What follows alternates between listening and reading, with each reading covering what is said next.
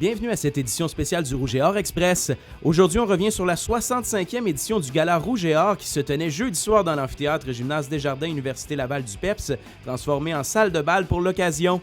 L'animation de l'événement avait été confiée cette année à deux anciens du programme Rouge et Or, le chroniqueur golf à RDS Jean-Sébastien Légaré, qui a porté les couleurs du club de golf Rouge et Or de 2003 à 2007, et l'animatrice et journaliste à la presse Evelyne Audette, membre du club de soccer féminin lors de la saison 2005-2006, se sont chargés d'animer les quelques 600 convives sur place lors de cette soirée visant à récompenser la crème de la crème des étudiants athlètes du programme Lavallois.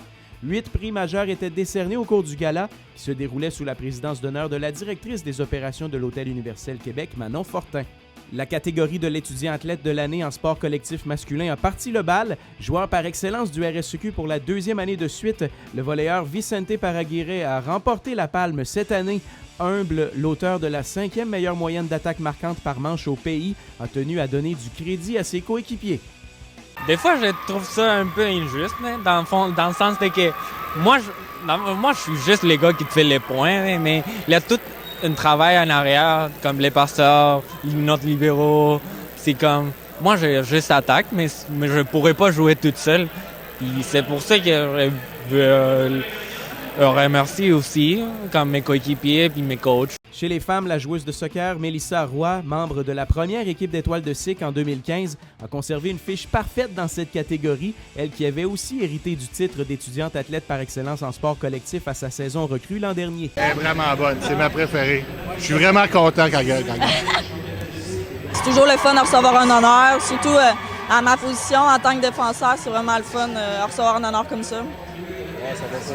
Je pense souvent plus. Ouais, c'est ça, c'est souvent plus les attaquantes. Fait que, les defs, c'est le fun aussi de recevoir des récompenses comme ça. L'une des figures dominantes du club de natation, Geneviève Quentin, a commencé sa soirée par une victoire dans la catégorie étudiante athlète par excellence en sport individuel, un titre qu'elle remporte pour la 3e fois en 4 nominations. Ses 5 médailles au dernier championnat de SIC, dont 3 lors d'épreuves individuelles, ont pesé lourd dans sa sélection. Je suis contente, sincèrement, de tout ce que j'ai fait, là, 5 ans. Je pense que j'aurais pas pu donner plus que ça, puis je suis contente de tout ce que j'ai fait. Là. À chaque fois que j'ai monté sur le bloc, j'ai donné mon maximum. C'était pour l'équipe et pour moi, mais j'ai vraiment aimé ça, puis ça va vraiment me manquer. Chez les hommes, la compétition était forte, mais la prestation d'Antoine Thibault au championnat canadien d'athlétisme le sépare de ses adversaires. Le coureur de demi-fond a réalisé tout un exploit, remportant la médaille d'or nationale lors des épreuves de 1500 et 3000 mètres, ce que même son prédécesseur au titre d'étudiant athlète par excellence en sport individuel, Charles-Philibert Thibouteau, n'a jamais réussi à faire. Absent de la cérémonie puisqu'il est en Arizona pour un camp d'entraînement, Thibault a tout de même tenu à saluer les convives du gala par la magie de la vidéo. J'aimerais aussi ça remercier pour finalement tous mes coéquipiers qui me permettent de me surpasser à chaque entraînement. C'est vraiment très, très, très apprécié puis une très, très belle gang. Donc, je suis fier d'être au Gérard puis on se dit à la prochaine. Peut-être l'honneur le plus gratifiant de la soirée, le prix Jean-Marie de Coninck du mérite académique affichait dans ses nominations que des étudiants en médecine ayant de plus eu une année impressionnante sur le plan sportif. Gabrielle Lapointe du club de soccer est ressortie du lot, elle qui a maintenu une moyenne de 4,08 sur 4,33 à l'automne, en plus d'accumuler les nominations sur les équipes d'étoiles du RSEQ et de SIC. C'est toujours spécial, je pense, en tant qu'étudiant athlète, dans le fond, d'être récompensé pour aussi ses études. C'est comme le côté obscur un peu de notre carrière. On a tellement la chance d'avoir la plus belle profession du monde, je dirais, celui d'être étudiant athlète. On oublie souvent, lui, d'étudiant. On parle beaucoup de celui d'athlète, mais il ne faut pas oublier que dans le fond, on est ici d'abord et avant tout étudiant. Fait que c'est vraiment un sentiment incroyable de se faire récompenser pour ça. C'est vraiment bien. Le futur est prometteur pour le programme Rouge et Or si l'on se fie aux 5 candidats au titre de recrue de l'année. Mathieu Betts du club de football a toutefois connu une saison 2015 qui restera dans les annales du football universitaire au Canada. Avec 12 sacs du quart, Mathieu a éclipsé le record national pour une recrue, un excellent argument pour l'honorer au Gala Rouge et Or.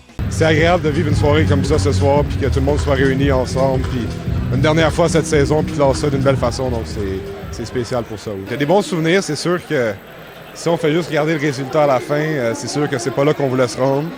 Mais évidemment, c'est un cliché, mais c'est nécessairement un processus, saison de football puis tout ça. Là. Fait c'est sûr qu'il y a des aspects positifs qu'on retient de l'année dernière.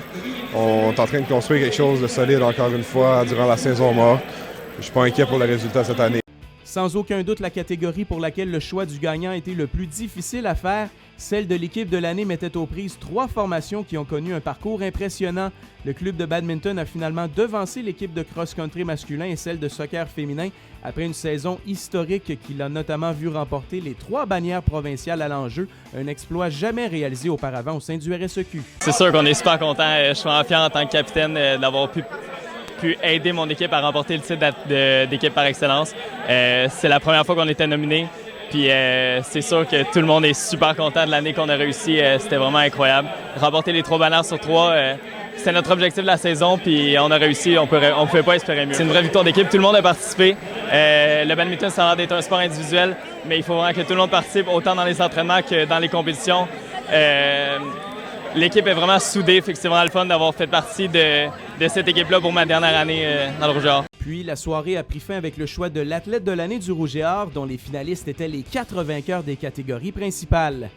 Alors, l'Hôtel Universel Québec dévoile l'athlète de l'année, Geneviève Quentin, natation. Geneviève Quentin remporte le titre d'athlète de l'année du Rouge et Or pour la première fois de sa carrière à sa 3e tentative. Depuis l'instauration de la formule actuelle du gala en 2001, elle devient la 4e nageuse de l'histoire du programme à remporter l'honneur après Sophie Simard, Chanel Charon-Watson et Marie-Pierre Rattel. Celle qui a maintenant complété son stage universitaire a parlé avec émotion de son passage avec le Rouge et Or. Sincèrement, je suis vraiment contente. Ça a été 5 années super belles, des hauts et des bas, mais j'ai juste des bons souvenirs quand même parce que c'est dur à dire, mais crime, la natation, en fait, ça fait partie de ma vie. Puis, je veux dire, tous les gens que j'ai connus, les 5 années avec les coéquipiers, puis me battre pour aller chercher des points, ça va manquer. Puis, limite, je suis quasiment un peu émotive de finir, là, sincèrement.